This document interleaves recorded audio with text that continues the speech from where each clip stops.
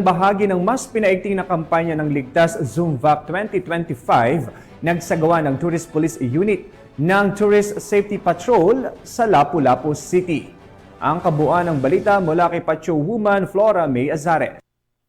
Bilang bahagi ng pinaigting na kampanya ng Ligtas Zumvac 2025, isinagawa ng Tourist Police Unit ng Lapu-Lapu City ang mga hakbang para sa kaligtasan ng mga turista at mamamayan sa Angasil Wharf, Barangay Mactan, Lapu-Lapu City.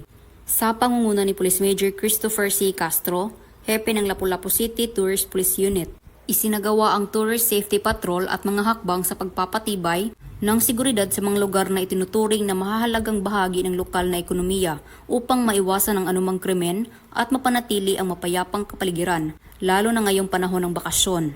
Kabilang sa mga aktibidad na isinagawa ng TPU personnel ang pamamahagi ng mga flyers ukol sa kampanya kontra terorismo, anti-bombing, anti-bank robbery at anti-cybercrime. Nagbahagi din ang mga ito ng mga impormasyon ukol sa LCPO hotline numbers, crime prevention safety tips, Ligtas Zumvac 2025 at mga alituntunin mula sa COMELEC. Ang hakbanging ito ay bahagi ng pangkalahatang layunin ng Philippine National Police na tiyakin ang Ligtas Zumvac o ligtas na pagbabakasyon para sa lahat. Pinagtibay rin ito ang mga pinaigting na presensya ng kapulisan sa mga lugar na may mataas na daloy ng tao, partikular na ang mga pantalan at pangunahing lagusan ng mga turista at biyahero. Patuloy ang pagtutok ng Tourist Police Unit at ng buong hanay ng Lapu-Lapu City Police Office sa pagbibigay ng serbisyong may malasakit upang matiyak ang kaligtasan at kapakanan ng bawat isa sa panahon ng bakasyon.